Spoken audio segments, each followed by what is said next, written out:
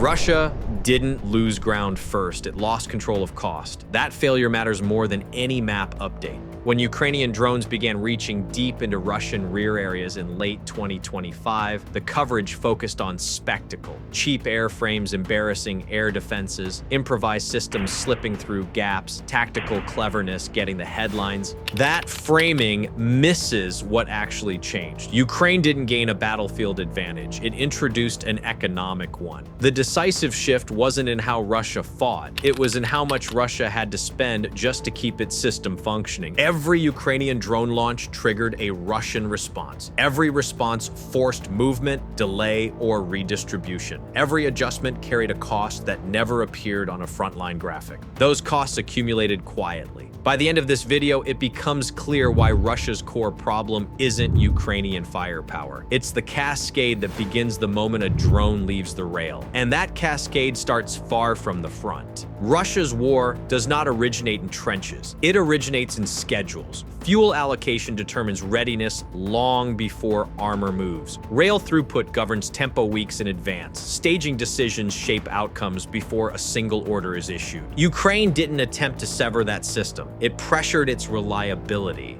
In late 2025 and early 2026, Ukrainian long-range drones began striking logistics infrastructure positioned just beyond what Russia had treated as operational risk. These sites weren't improvised. They existed because efficiency required them. Belgorod Oblast provided the clearest early signal. Multiple drone strikes hit logistics consolidation areas used to stage fuel trucks and ammunition carriers before movement toward the Kupiansk and Kharkiv sectors. The sites sat deep enough to feel insulated. They weren't. Footage from December 2025 shows drones striking vehicle clusters and temporary fuel storage areas roughly 90 kilometers from the line. The damage itself was limited. What followed was not. Russian logistics units abandoned fixed staging as a concept. From that point forward, movement changed character. Loads were broken apart. Assembly was delayed. Routes were altered repeatedly. Supply still reached the front. It just arrived differently. Russian footage from early 2026 shows vehicles waiting under cover for extended periods before movement, with smaller groupings replacing consolidated convoys. That wasn't a tactical preference. It was a defensive reflex. The cost of that reflex was unavoidable.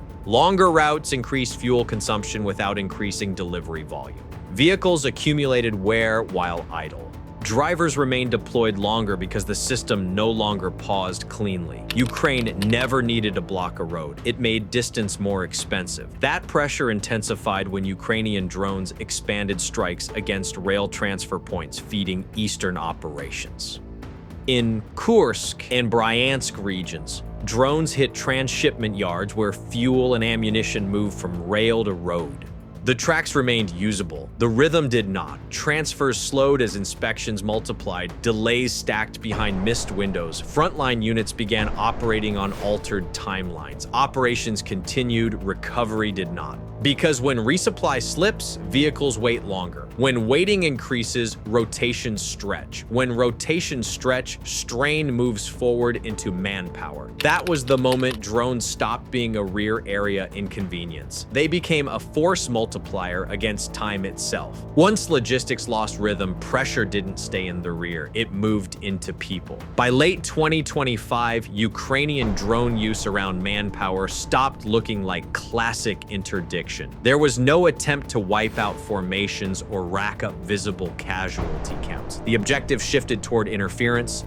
Ukraine targeted moments instead of positions. Drone footage from the Donetsk and Kupiansk sectors shows repeated strikes timed around rotation windows. Units arriving from rear areas were tracked during movement, followed into staging zones, and hit shortly after arrival. The attacks didn't aim to annihilate units, they disrupted transitions. In several documented cases from early 2026, Ukrainian FPV and loitering drones struck troop assembly areas minutes after offloading. Vehicles burned, personnel scattered, the formation survived. Their schedule didn't. Russia's response was immediate but costly. Rotations were broken into smaller movements, transfers were pushed later into the night. Deployment cycles stretched beyond planned limits. None of this reduced exposure, it redistributed distributed it. Russian soldiers began spending longer periods forward without relief. Evacuation routes came under pressure as drones tracked movement away from the line rather than toward it. Footage from Luhansk Oblast shows drones striking evacuation vehicles after engagements, forcing wounded personnel to wait longer before extraction.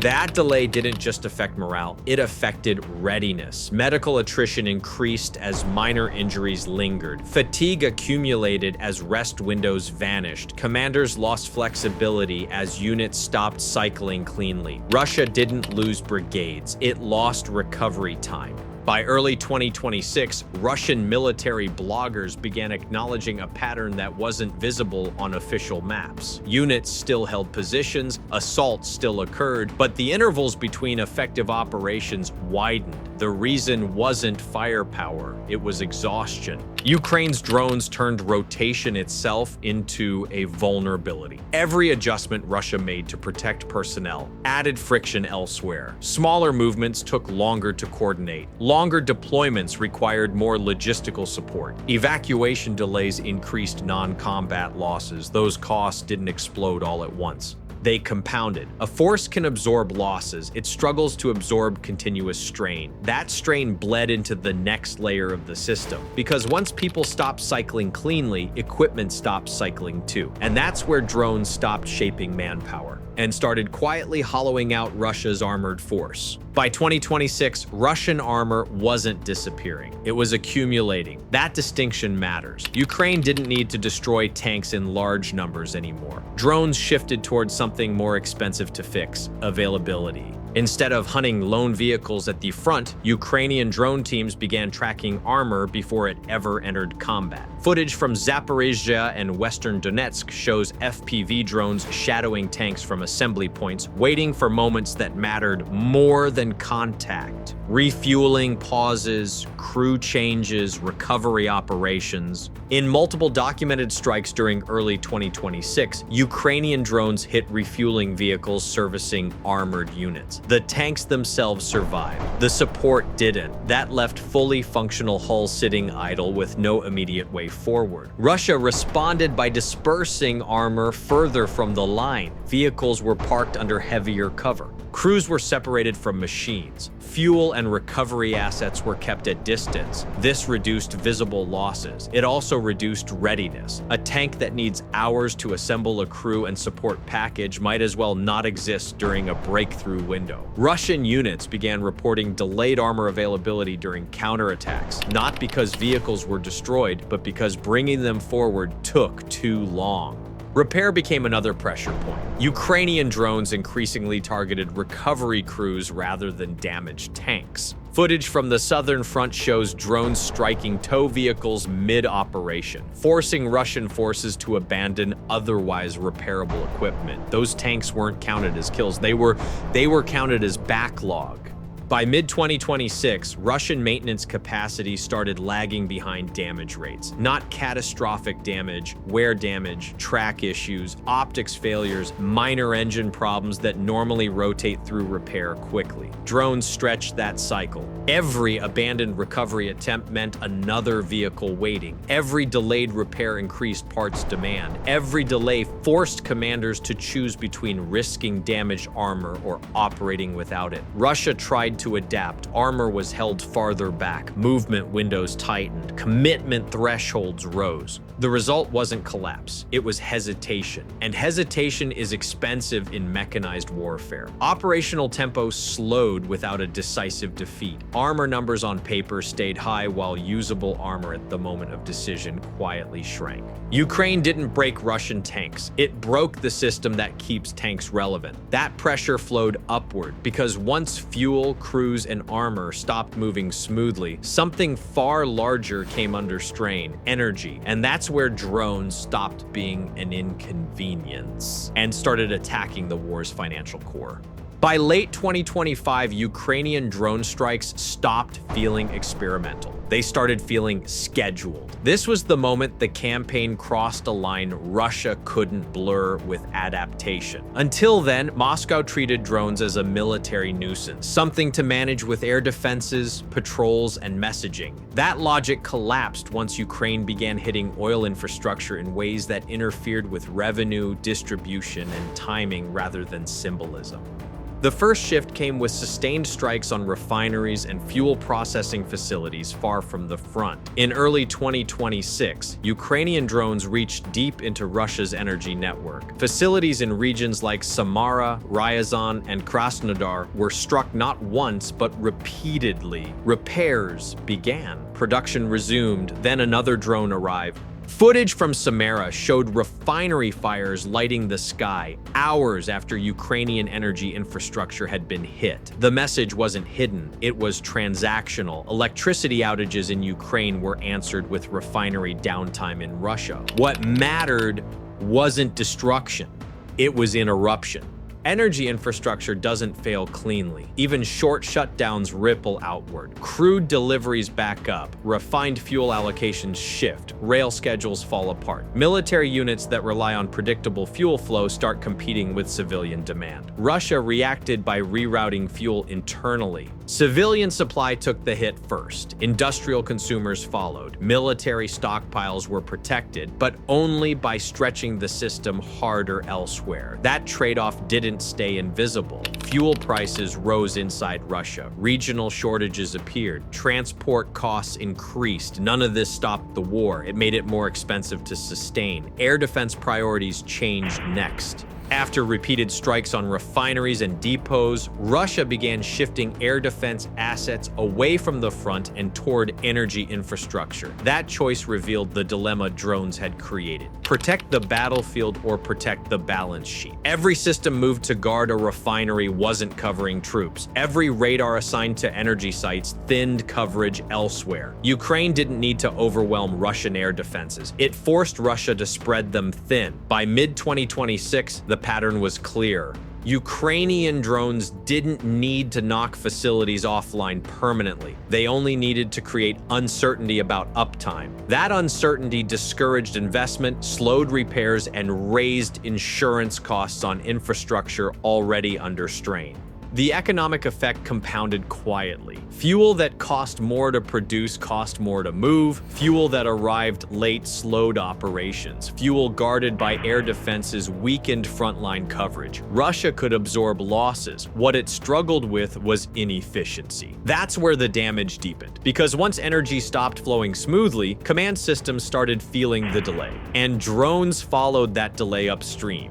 By the time fuel delays became routine, something else started slipping. Decisions. Russian command systems weren't failing, they were slowing. That distinction matters because a system that fails triggers alarms. A system that slows just feels heavy. Ukrainian drones began exploiting that weight in late 2025. Not by hunting headquarters directly, but by watching them. In occupied eastern Ukraine and just inside Russian territory, drones tracked patterns around command relay vehicles, antenna trucks, and temporary command posts that followed predictable movement cycles. The strikes that followed didn't always aim for destruction, often they forced relocation. Footage from early 2026 showed repeated drone activity near mobile command elements supporting operations around Kupiansk and Avdiivka. Antenna vehicles were hit, relay trucks were abandoned, staff units moved hours earlier than planned. Each relocation solved the immediate threat. It created a larger problem.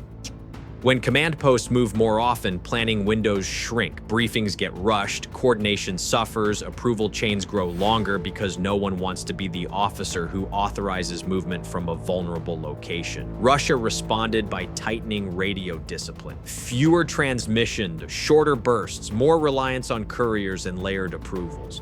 That reduced exposure. It also slowed everything else. Fire missions took longer to approve. Units waited for confirmation that used to arrive automatically. Requests climbed higher up the chain before action was taken. This wasn't paralysis, it was friction. Ukrainian drones didn't need to kill commanders to create it. They only had to make commanders feel watched. You can see the effect in combat footage from mid-2026. Russian units hesitating under contact, delayed counter-battery responses, missed windows where Ukrainian forces repositioned before fire arrived. The cause wasn't a lack of assets, it was lost tempo. Command systems exist to compress time. When they stretch it instead, the battlefield tilts quietly. Ukraine understood that drones weren't just sensors or weapons. They were pressure. Pressure that forced Russian commanders to choose between speed and safety, knowing either choice carried risk. And as command slowed, production started feeling the same drag, because a war that reacts slower also replaces losses slower. That's where drones followed next.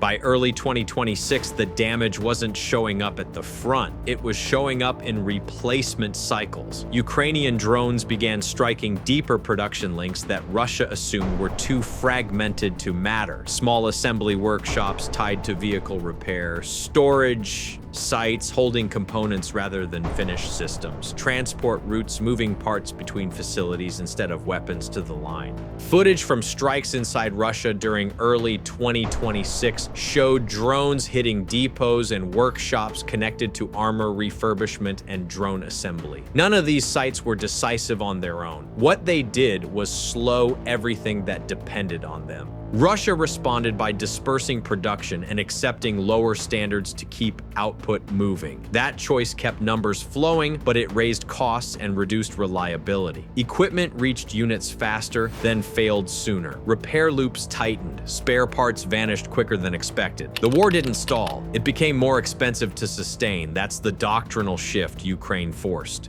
Drones stopped being tools of destruction and became instruments of reaction. Every strike triggered movement, every movement burned resources, every workaround introduced inefficiency somewhere else in the system. Russia adapted each time. The adaptation was the trap. Because adaptation meant spending more to achieve the same result. More fuel, more time, more manpower tied to protection instead of fighting. Ukraine didn't need to collapse Russia's military. It only needed to make the war run badly. And that's what this drone campaign achieved. Not dominance, not spectacle, pressure that compounds quietly until efficiency disappears. That's why drones are breaking Russia faster than missiles ever did, because missiles end battles. Drones drain wars.